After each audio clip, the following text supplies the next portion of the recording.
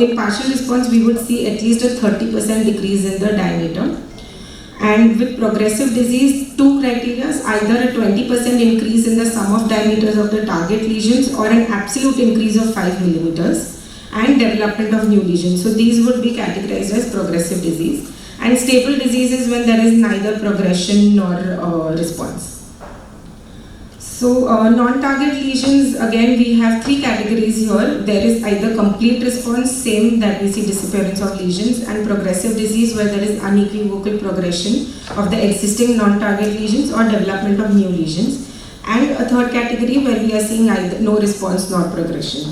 One thing we need to remember is that the non-target disease progression in isolation is usually rare. So if you would see just one non-target lesion progressing, you should be mindful before calling it up as progressive disease and correlate that with the clinical picture as well. So I have few examples here. We have a male patient here who there's a baseline scan done and 10 months following chemotherapy. You can see this will be categorized as a partial response because there is still a residual lesion seen, but a significant decrease in the size. A 50-year-old male showing a stable disease on consecutive scans over the year. And this was a patient with NSCLC metastatic pleural deposits, and following chemotherapy you can see very obviously that there is an increase in the disease burden, and we would label this as a progressive disease. So what are the limitations and challenges in RECIST 1.1? This is important for us to know because in spite of these limitations, currently this is still the most widely used response assessment criteria.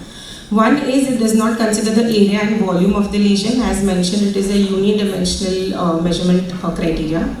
It does not consider tumoral heterogeneity. So tumoral heterogeneity means two things. One, so what we do is we take the long axis diameter of the lesion and we compare it with the baseline. So tumoral heterogeneity means either one component of the primary lesion itself is increasing but the long axis diameter would grossly remain the same, or if there is increase in some lesions whereas decrease in some lesions. So when there is a mixed response, we don't have criteria to label these as progressive versus response. RECIST 1.1 also does not consider the percentage of reduction in the solid component or in the enhancement of the solid component of the lesions.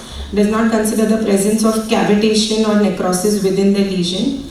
It can be fallacious when we are measuring lesions that have obscured margins or have scar tissues which are irregular, and especially in cystic lesions too.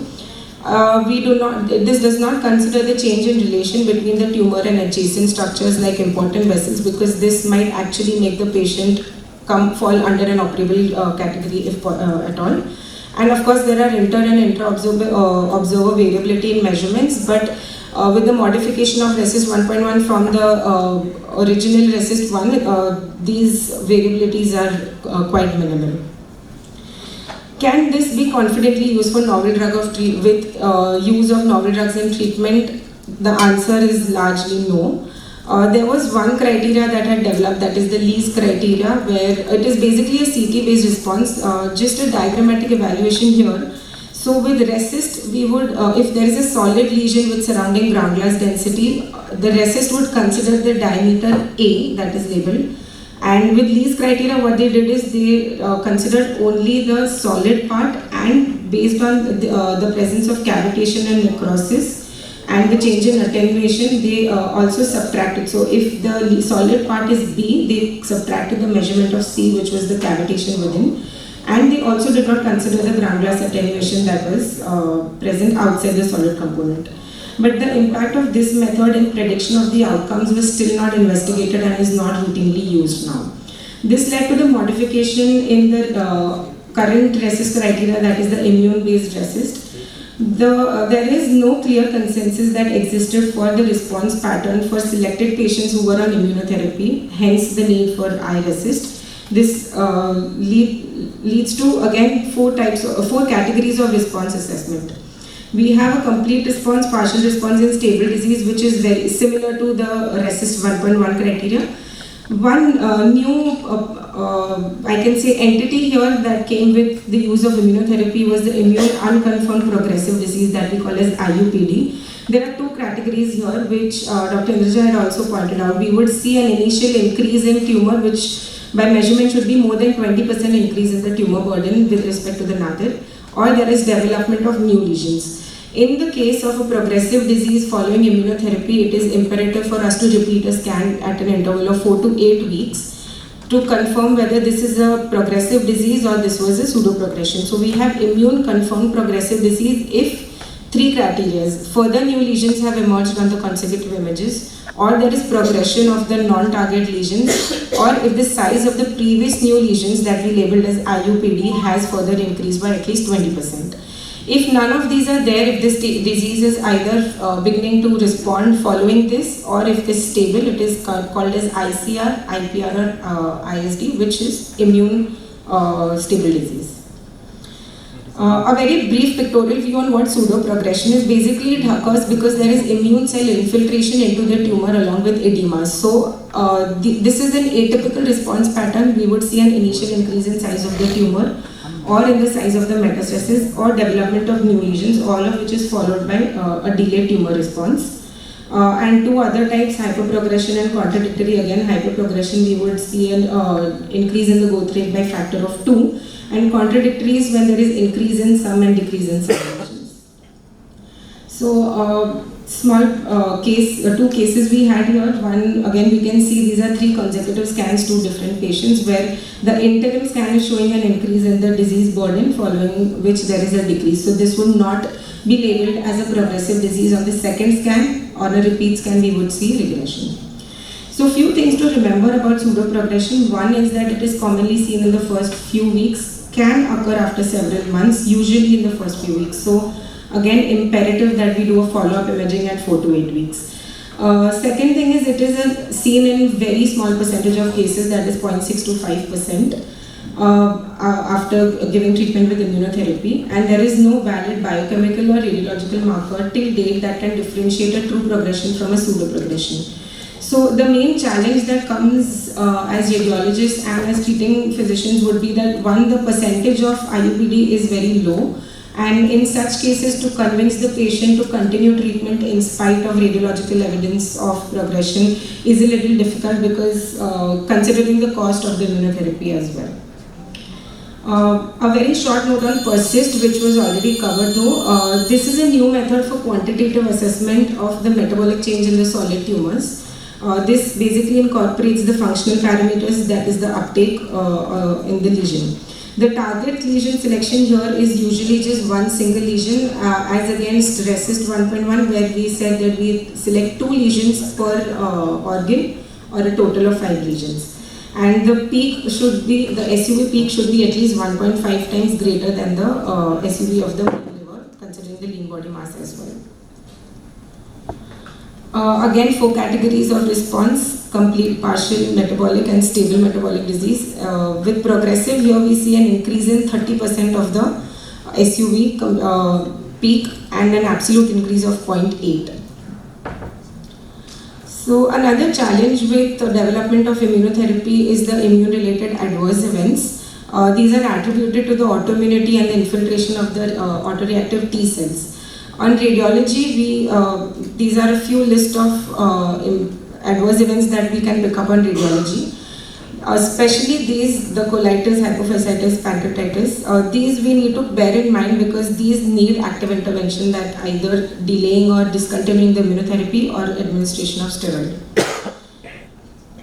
So the most common type of pneumonitis we see with immunotherapy is a cryptogenic organizing pneumonia, and NSIP, HSP and AIP are few other types. And we must bear in mind that the pneumonitis need to be differentiated from bacterial pneumonias and radiation-induced toxicities.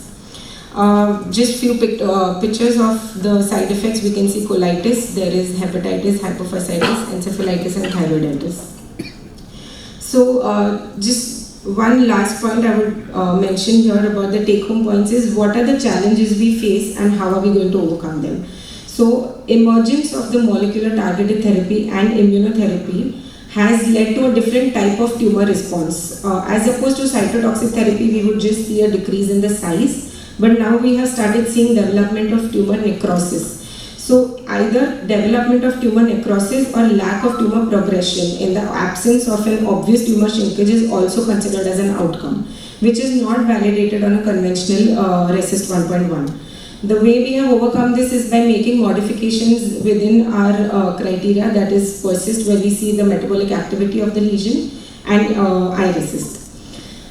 Secondly, continued use of the targeted therapy and immunotherapy in spite of RECIST progression. As I said, it is a difficult task to convince the patient to continue them in spite of progression, and that is why we need for further imaging definitions for defining slow progression. The high incidence of immune-related adverse effects should be borne in mind, and is very important for a radiologist to be vigilant and know the type of side effects to be expected and how they would appear on imaging. And the early recognition and the spectrum of imaging appearances would also help you navigate the adverse event and decide whether the therapy needs to be continued or not.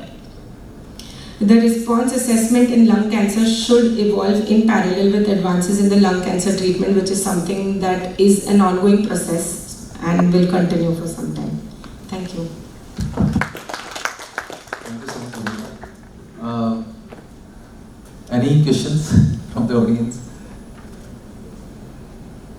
I think this is very pertinent. So, what's the appropriate timing of doing follow-ups? Does it vary from chemotherapy to target therapy to immunotherapy, or it is the same for all the follow-ups, or does it depend upon the number of cycles that we are giving it? How will you design your follow-ups?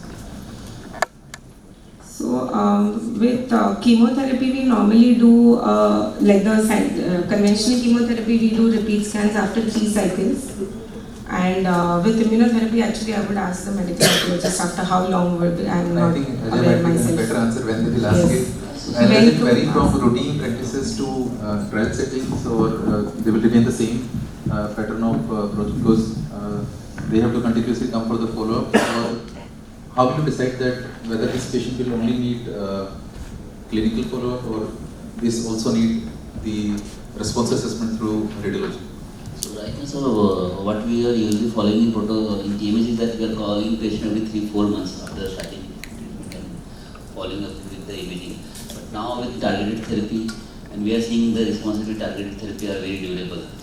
And patients are also, majority of the patients are from outside, they are not very convenient to come every 3 or 4 months. Now over a period we also learn that once we start and we see a good response, initial 1 or 2 scan, then follow-ups scan now we are reporting maybe around 6 months to 9 months. But